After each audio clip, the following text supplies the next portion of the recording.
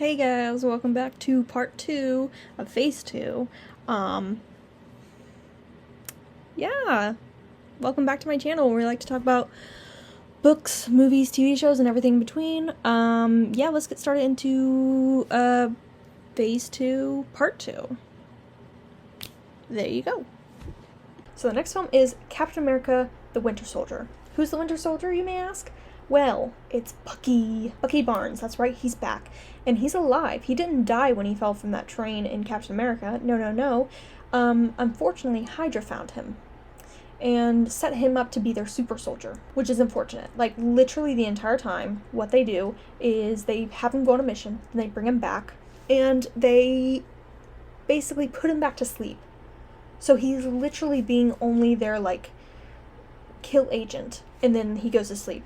Kill, goes to sleep, kill, goes to sleep. That's why he looks so good. So yeah, that's the Winter Soldier. Steve doesn't know that he's alive. So, in the beginning, we are in Washington, D.C., and Steve is working for S.H.I.E.L.D., of course. Unfortunately, he is a little... he doesn't feel good about some of the things that they're doing. Right now, they are creating a plan where, remember the helicarriers in Avengers? Yeah, they have multiple of those, and they all have coordinates to people who are possible threats, or could be threats down the road if some things happened, kind of thing. And they are literally pointing to all those people. And Steve's like, what about innocent until proven guilty? What about taking him in for questioning? What about all the laws of justice? Everything like that.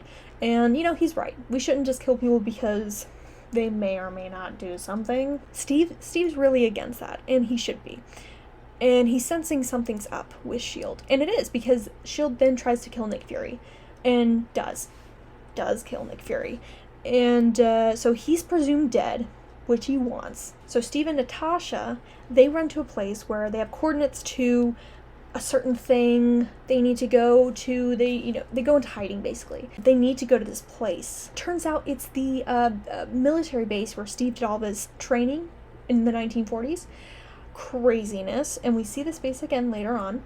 And Steve's like, whoa, deja vu. And then they go down and they see, guess who's behind the entire Hydra organization? Zola. Yeah, you remember the short little German fella who is with Red Skull? The scientist? Yeah. Turns out Zola literally plugs Hydra into S.H.I.E.L.D. and creates Hydra in S.H.I.E.L.D. So there is already a schism happening since 1940s. They figure that out, and they're like, whoa, this is Hydra all along. And Steve's like, I thought I beat these guys up the first time. Turns out you didn't, Steve. Turns out you didn't. So, Steve is like, okay, we need reinforcements.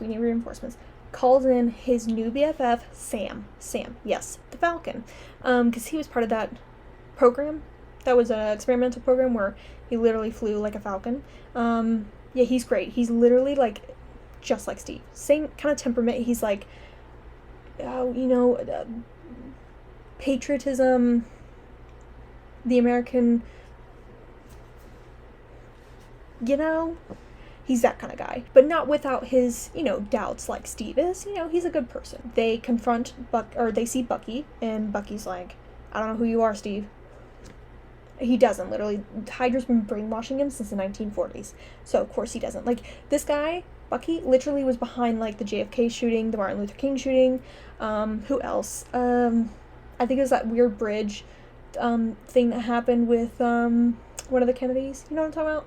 They made a whole movie about it. But literally, every assassination that's happened since the 40s, he's been the guy who's done it. That's what they pin him to be. They figure out how to get in the inside, and they figure out that Nick Fury's not dead. He's there, and Maria knows this, Maria Hill. They find their way in, and they figure out the leader, who is played by Robert Redford, he's actually the head of Hydra. They get rid of him. They're like, yeah, out. And then Steve has to take down the helicarriers, which is also a crazy event that happens. And he has a one-on-one fight with Bucky.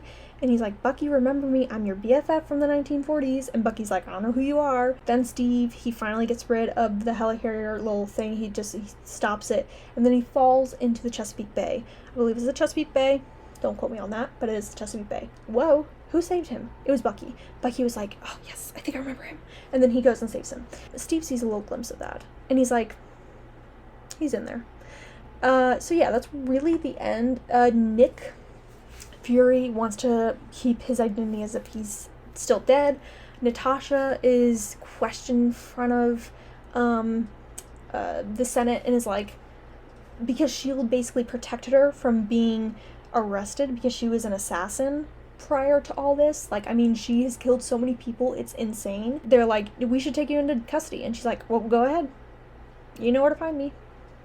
Good for her, you know? Good for her. So that's really the whole end of it. We do see a little glimpse of what is going to start out for Avengers Age of Ultron with Baron von Strucker.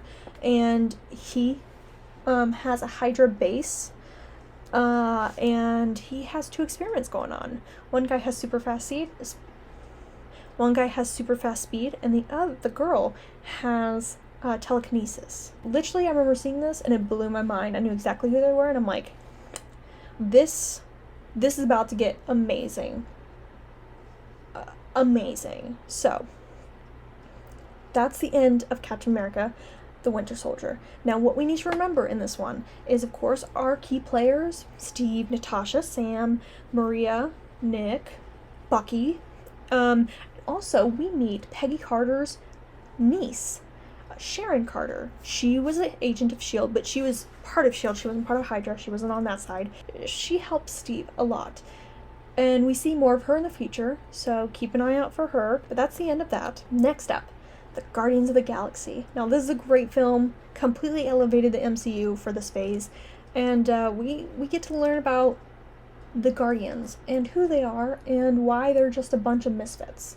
It all centers around this orb, really. Peter Quill, who is kind of our main character in this film, he was sent by Yondu, who is in charge of the Ravagers. He was sent by Yondu to steal this orb and bring it back to him, but Peter's like, no, I'll steal it and I'll sell it and get money. And that is very upsetting to Yondu. For good reason, too. I mean, if someone were to go against my word, I'd be like, why?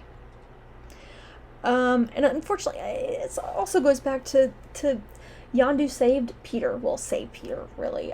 He just stole him. He abducted him.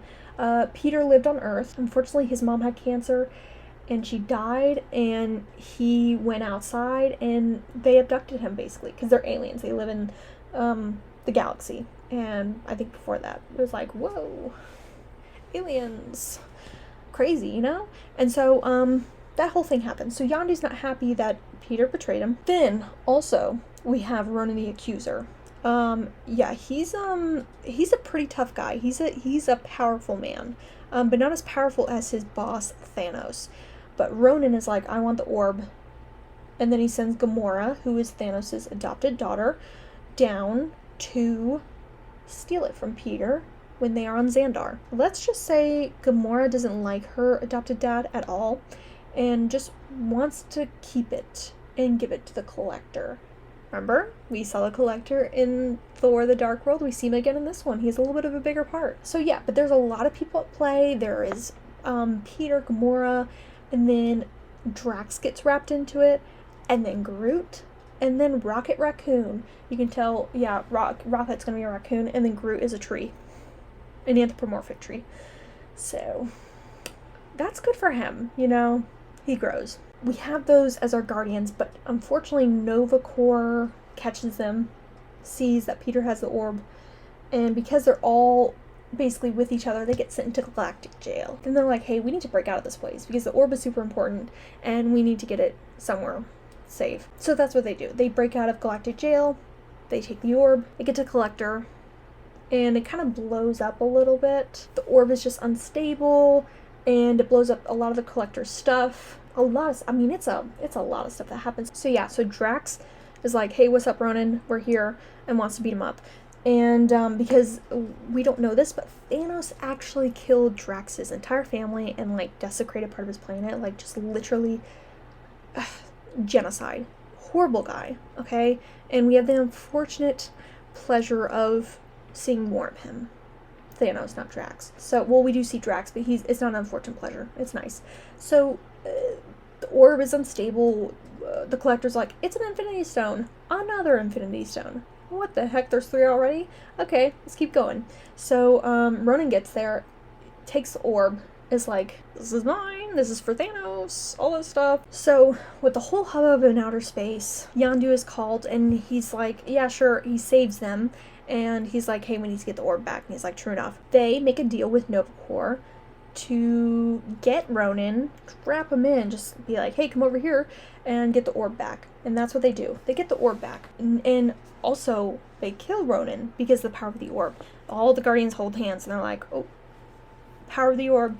And it's so much fun. It's so much fun for them. And not without a dance battle from Peter Quill, of course. That's about it. Yondu thinks he has it, but it was a fake out. Nova Corps now has that Infinity Stone. It's all safe now. We're good. Everything's good. So what does this mean for this movie? I'll tell you what. We get the Guardians of the Galaxy. We get Yondu. Yondu's a great... He is just great. We get to see him more in the next film, in the next Guardians film. Thanos. We get a glimpse of Thanos. We also meet Nebula, who is Gamora's sister, adopted sister, but they are both adopted daughters of Thanos, and they don't like each other, especially Nebula. Nebula doesn't like her sister because they were always pitted against each other by Thanos, which is parenting 101, don't do that with your kids. That's not going to end up very well. Believe me, just watch these movies. And we get an introduction to another Infinity Stone, which is going to be important. Let's see what else. We also get the hint that Peter is not only just human. What else could he be? We'll figure that out in the next one. So, really, that's about it. We have our introduction to a lot of things that are in the galaxy. Nova Corps, Ronan, Thanos, the Guardians. It's a good old time. And plus, the soundtrack is amazing. All of you people over 40 would love it. It's really 70s, just 70s goodness. Like, great songs, great compilation. You don't see a lot of good compilations soundtracks. This one's really good, and the director actually personally had a hand in making the soundtrack. It's a lot of his favorite songs, so I would highly recommend downloading the soundtrack, listening to it. It hits you in the first 5 seconds too. So good. But yeah, that's the end of Guardians of the Galaxy. We're good with that one. Thank you guys for watching. I hope you guys enjoyed it. If you liked it, give it a like, subscribe, and I will see you guys in the next one, which will be part 3, the final part to phase 2, and then we'll get into phase 3. So, bye!